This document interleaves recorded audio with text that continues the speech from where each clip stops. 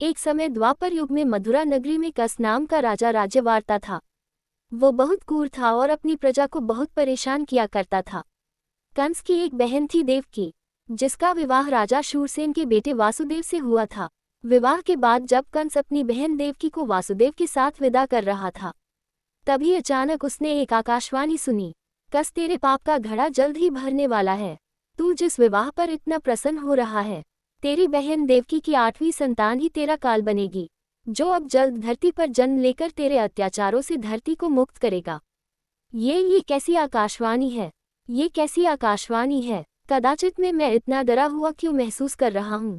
कुछ तो करना होगा। आज से देवकी और उसके पति वासुदेव पर पूरी दृष्टि रखनी होगी। क्यों ना वासुदेव और देवकी को बदी बना लूं, और फिर अपने काल को भी मृत्यु के घाट उतार दूंगा। मैं अमर हूँ। मैं इस आकाशवाणी को कभी पूरा नहीं होने दूंगा। फिर क्या था? अत्याचारी कंस ने अपनी बहन देवकी और वासुदेव को कारागार में बंद कर दिया। समय बीतता गया। देवकी ने एक एक कर 6 बच्चों को जन्म दिया।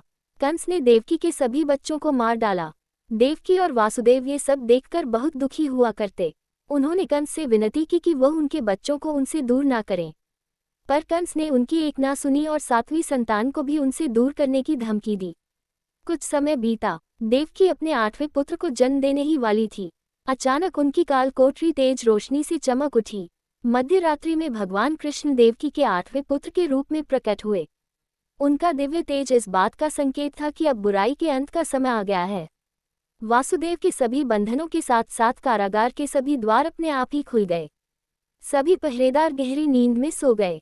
फिर हुई एक और आकाशवाणी, वासुदेव तुम्हारे इस पुत्र को बचाना बहुत जरूरी है। यही कंस के अत्याचारों से तुम्हें मुक्त करेगा। इसलिए अब देर न करो। तुम इस बालक को गोकुल में अपने मित्र नंद को दे आओ और यशोदा की कन्या लाकर देवकी को देना। वासुदेव ने कृष्ण को एक टोकरी में लिटाया और अपने सिर पर रखकर गोकुल की ओर चल दिए। वहां पहुंचने के लिए उन्हें उफती यमुना नदी पार करनी थी। बारिश और तेज हवाएं भी थी।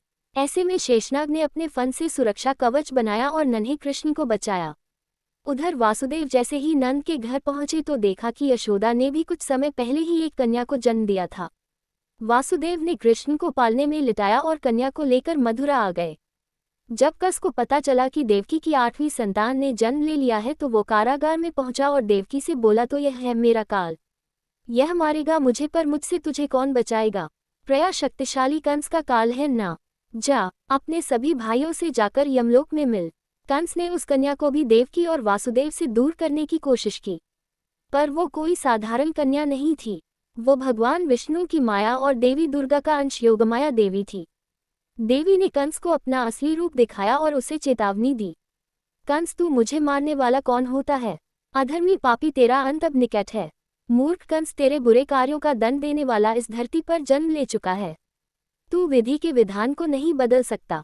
बस फिर क्या था? कंस इसी शोक में दिन रात डूबा रहता। वहीं गोकुल में नंद बाबा और यशोदा मैया ने कृष्ण जन्मोत्सव मनाया। नंद बाबा ने 9 लाख गौ सहित अन्न, वस्त्र, सोना, चांदी और कई बहुमूल्य उपहार दान दिए। कृष्ण का बड़े प्यार से लालन पालन किया।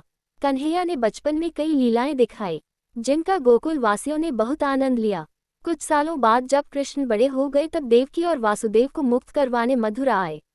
श्री कृष्ण और कंस में भयंकर युद्ध हुआ, किंतु श्री कृष्ण के आगे कंस की एक न चली और आताई कंस का उन्होंने वध किया। इस तरह अधर्म पर धर्म, असत्य पर सत्य और बुराई पर अच्छाई की विजय हुई। यही श्री कृष्ण का संदेश था। भगवान श्री कृष्ण का अवतरण दिवस हर साल पूरे देश में कृष्ण जन्माष्टमी के रूप में बड़ी धूमधाम से मनाया जाता है। श्री कृष्ण जन्म कथा हमें सिखाती है कि बुराई चाहे कितनी भी शक्तिशाली हो, जीत हमेशा अच्छाई की ही होती है। इस प्रकार की रोचक कहानियों को सुनने के लिए हमारे इस चैनल को लाइक, शेयर और सब्सक्राइब करें और बेल आइकन जरूर दबाएं ताकि रोचक कहानियों का नोटिफिकेशन सबसे पहले आप तक पहुंचे। नमस्कार।